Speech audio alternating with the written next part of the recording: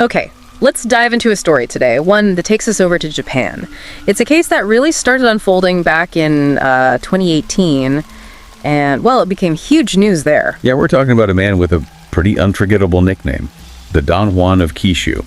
That's him, Kosuke Nozaki.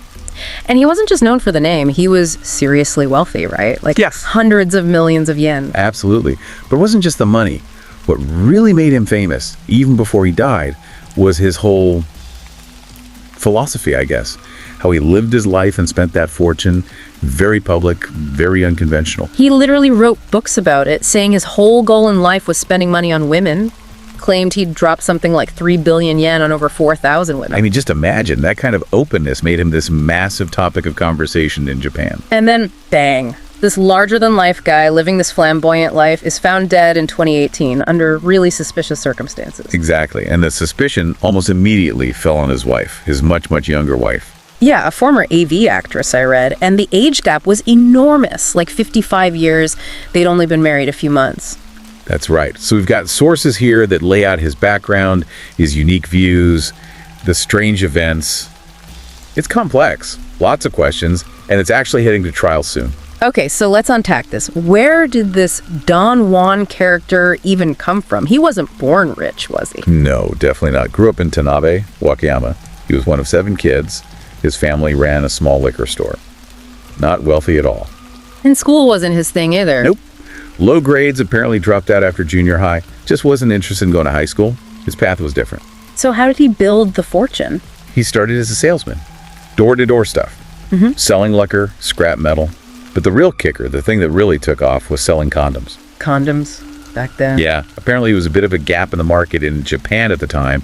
He didn't just sell them. He sort of educated people on how to use them. And it was, well, extremely profitable for him. So that was the seed money. Pretty much. He took those profits and poured them into real estate.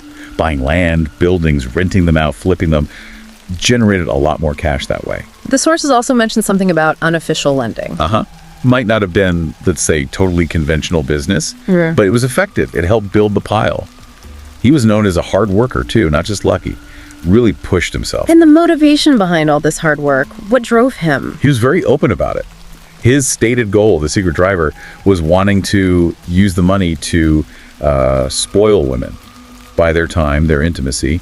He apparently had a very high sex drive, even in his later years. And he wasn't shy about it, frequenting high-end clubs, using his wealth quite openly to attract women. Right. He was kind of proud of it, actually. Yeah. Believed that this liking for women, as he put it, was what drove his success. Seemed pretty happy-go-lucky about it, generous. Which leads us to his first book in 2016. The title alone is something else. Don Juan of Kishu, the man who gave 3 billion yen to 4,000 beautiful women. Yeah, that title definitely made him a household name across Japan.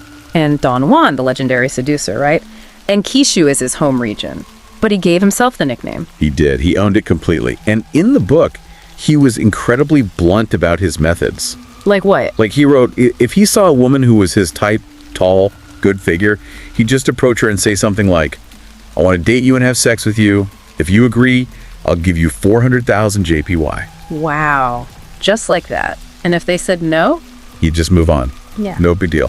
His spending wasn't on mansions or luxury cars. It was all focused on this happiness, as he called it. He seemed proud that he was different from other rich Japanese men, more open about it, and he confirmed the numbers. 3 billion yen, 4,000 women. Yep, confirmed it. Didn't see it as shameful, saw it as chasing his dream, the thing that fueled his success. And the book sold well. Oh yeah, over 50,000 copies. It was a bestseller. But what actually prompted him to write it was this scandal. Ah, okay. What happened? Well, a 27-year-old model he'd been paying to sleep with apparently saw how much wealth he had and ended up stealing valuables worth around 60 million yen. Ouch. How did he react to that? This is the wild part. He was totally unfazed. Reportedly said 60 million wasn't that much to him. Didn't want to press charges, figured she couldn't pay it back anyway. He even joked it was a memorable experience. That casual reaction must have just fueled the public's interest even more. Absolutely. And get this. It apparently happened again about a year later. Another woman stole 40 million yen. Same reaction, no charges. Unbelievable. He then read a second book in 2018. Right. Don Juan of Kishu. My dream and reason for being alert throughout my life. Shared even more personal stuff in that one. Like his previous marriages. He'd been married before. Twice before, yeah. Yeah. Both ended in divorce, no kids. Yeah. He seemed pretty aware that women were often after his money, maybe hoping he'd die so they could inherit. And his take was? He figured they left when they realized he wasn't going anywhere anytime soon, so he'd just find someone else. So who did he live with usually? Just him and his dog, actually. A dachshund named Eve. Loved her like family, apparently. He also shared some health secrets in that second book, like how he stayed so energetic. Yeah. Claimed he never needed Viagra.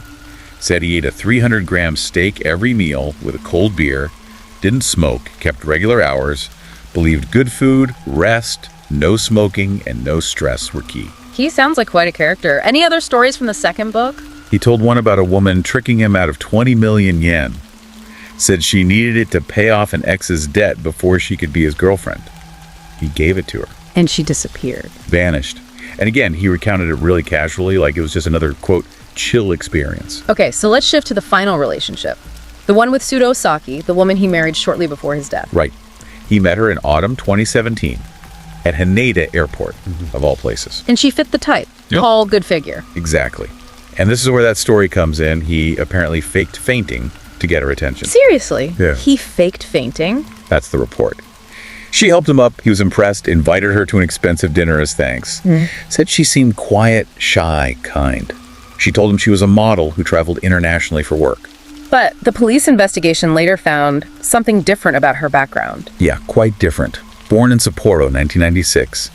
Comfortable family, parents in medicine. Friends said she was quiet, withdrawn growing up, average student. But things changed after she studied beauty. How so? She apparently underwent a transformation.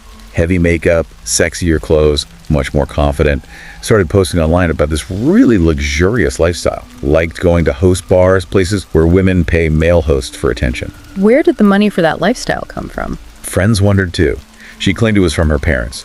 After beauty school, she worked briefly as a beautician but quit. Then worked in a high-end bar, maybe a lounge. There were also reports she was an entertainer for older men, sugar daddies, and maybe even involved in some scams using her charm. Kept going to host bars, even rumors she dated a famous host king. And there was a key detail from a friend about her work. Yes, a friend reportedly heard Sudo mention she also worked in AV adult videos. Which is quite different from an international model. Did Nozaki know any of this? It seems unlikely. He became very fond of her version of herself. Proposed, saying he'd make her world pink. She'd be the last woman for him. And she accepted. They got married in February 2018. His third time. Lavish wedding, I assume. Reportedly, yes. But that age gap, him 77, her 22, caused a massive sensation. People were immediately suspicious, thinking she was just after his fortune.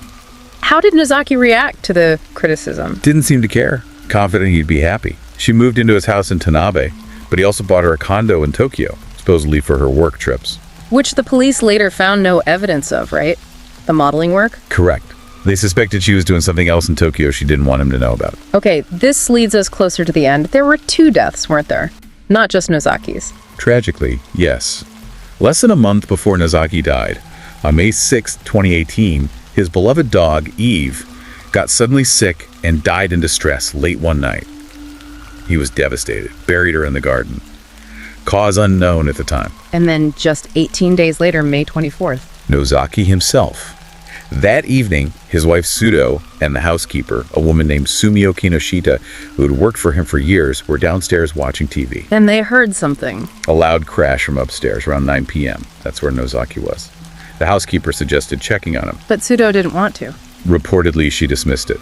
Said something like, he's probably just angry and throwing things, he'll be fine. So they didn't go up immediately? Not right away. It was closer to 10 p.m. when he still hadn't come down. They both went upstairs, and they found him collapsed on the sofa. Oh, wow. What did they do? The housekeeper tried CPR. Sudo called the police, but by the time authorities arrived, He was already gone. he was dead. And because he was such a famous figure, his sudden death was instant major news. So the investigation starts. What did the police find initially? CCTV. Check the CCTV, yeah. It only showed Sudo and the housekeeper entering or leaving the house that day. The housekeeper had gone out for a bit in the afternoon, returned, they had dinner, Nozaki went upstairs. And the time of death lined up with the crash, around 9 p.m. That was the estimate. But the crucial finding came from the autopsy. He had drugs. Exactly. Methamphetamine found in his system. An analysis showed it wasn't like he was a user. Right. Hair analysis indicated it was recent ingestion, likely that day. No needle marks, no signs of smoking it. So the conclusion was he must have eaten or drunk it somehow. Which, for someone claiming to be so health conscious, Highly unlikely he took it willingly. It screamed poisoning. and that made them think about the dog, Eve. It did. They wondered if her sudden death just 18 days prior was connected. Maybe a test run. They actually exhumed Eve's body. Did they find anything? Unfortunately, no conclusive evidence. Maybe too much time had passed or the dose was different, but the suspicion was there. So, with poison suspected and only 2 people in the house, the focus narrows. Down to Sudo and the housekeeper, Sumio Kinoshita. Sudo's motive seems obvious, right? Inheritance. Married just 3 months. Clear potential motive. What about the housekeeper? She'd worked for him for decades. Very trusted. But sources mention Nozaki planned to leave her money in his will. 10 million yen. That was the rumor. So the question became, could she have wanted more? Or maybe something else was going on. She'd known him since the 80s, helped him with business before becoming his housekeeper in 2016. Sudo's behavior after the death didn't help her case either, did it? Not at all. Reports from the funeral were striking. No obvious grief, didn't cry, seemed indifferent, apparently seen laughing on her phone, told mourners she didn't feel sad. And she kept the marriage secret from her own family. Yep. Never told family, friends, never posted photos of him online, just her own lavish lifestyle, kind of implying she paid for it herself. She also contradicted his books, claiming they never had sex. She did. Said he was impotent, which flew in the face of his whole Don Juan persona and what he wrote. Her defense against the money motive was basically, why kill him? He already gave me a huge allowance, reportedly 1 million yen a month. But then came a bombshell revelation from one of Nozaki's friends. Huge. The friend revealed Nozaki was actually unhappy with Sudo very soon after marrying her. Felt she just stayed in the Tokyo condo, didn't do housework, wasn't caring like the other women he'd known. And he was thinking about Divorce. He'd actually consulted the friend about divorcing her. And the police found divorce papers. They did, found them in the house. That massively strengthened the potential motive for Sudo. If he divorced her, she'd lose the allowance, lose the potential inheritance. Killing him quickly would secure her position. Then there was the will itself. What did it say? Months later, it was opened. A single page, apparently written in red ink, stated he wanted to donate all his assets, about 1.3 billion yen, to Tanabe City. All of it. But what about the wife? Doesn't Japanese law protect the spouse? It does. Civil law dictates a spouse gets half, regardless of the will. So Sudo was still legally entitled to roughly half that fortune, a massive amount. And then Sudo said something about sharing with the housekeeper. Yeah, she made a statement saying she'd give some of her share to the housekeeper, which, maybe counterintuitively, made some people suspect the housekeeper was involved somehow. Plus, that 10 million yen Nozaki supposedly promised the housekeeper wasn't actually in the will that was presented. Right, adding another layer of questions around the housekeeper's potential feelings or involvement. Although, over time, the police seemed to discount her as a suspect. And Nozaki's relatives contested the will. They did. Sued in 2020, claiming it was a forgery, handwriting didn't match, didn't fit his character, they argued. They wanted the inheritance. But the court, just recently, June 2024, upheld the will. The relatives got some criticism for seeming money-motivated. So, after years of investigation, what finally led to Sudo's arrest, it took 3 years. Police were building a circumstantial case. The breakthrough seemed to have been digital evidence.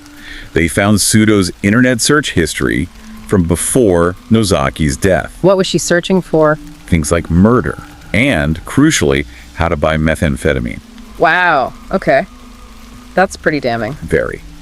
They also managed to trace communications, payments, even location data that apparently confirmed she bought meth from an agent, and they found trace amounts of the drug in the kitchen, maybe vacuumed up in the cleanup attempt. Anything else? Her alibi for a certain time fell apart.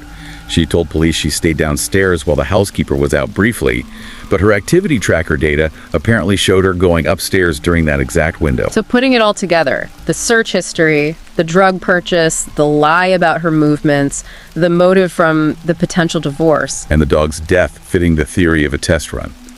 Police eventually focused solely on Sudo. They came to believe the housekeeper was unaware, not an accomplice. Did Sudo try to leave the country during those 3 years? There were reports she tried to move or leave Japan, yes. But this was during the pandemic, so COVID restrictions apparently hampered her plans. And finally, the arrest. April 28, 2021. Sudo Saki was arrested for murder and violating drug control laws, based largely on that web of circumstantial evidence. And there were other allegations hanging over her, too, from before Nozaki. Yes, suspected involvement in swindling an older man out of 11 million yen back in 2015, and also suspected embezzlement from Nozaki's own company, around 40 million yen. So where does the case stand now? It's finally heading to trial. First hearing is set for September 12, 2024, in Wakayama District Court. A verdict might come around December. But it's expected to be tough, given it's circumstantial. Likely a long legal battle. It all depends on how the court weighs the evidence presented. Will it be enough to convict beyond a reasonable doubt? We don't know yet. And if she is found guilty of murder, what happens with that huge inheritance she stood to gain? Under Japanese law, if you're convicted of murdering the person you inherit from, you forfeit all rights. She'd get 0. 0.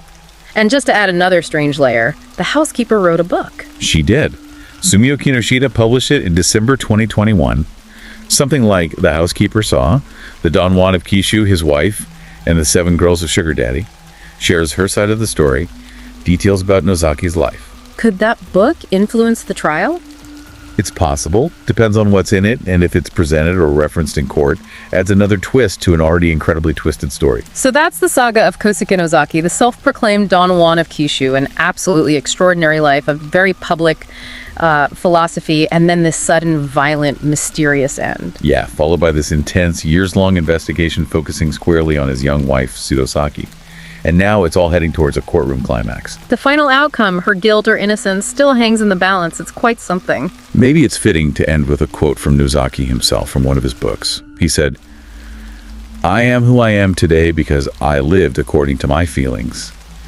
While this may not be a lifestyle everyone wants to emulate, if you keep working hard to achieve that single goal, your dream will surely come true." That quote, it really defined his whole existence, didn't it? His relentless drive. And now it sits right alongside the deep mystery surrounding how that existence ended. It really makes you think, doesn't it? About ambition, about relationships, what money can and can't buy, and the secrets people might keep, even when they seem to live so openly. Absolutely. It's a truly compelling story, and we'll definitely keep an eye on how the trial unfolds. We hope you found this look into the case fascinating. For more stories like this, exploring complex events through the source materials, please do like, share, and subscribe to the Horror Docs channel. Thanks for listening, and goodbye for now.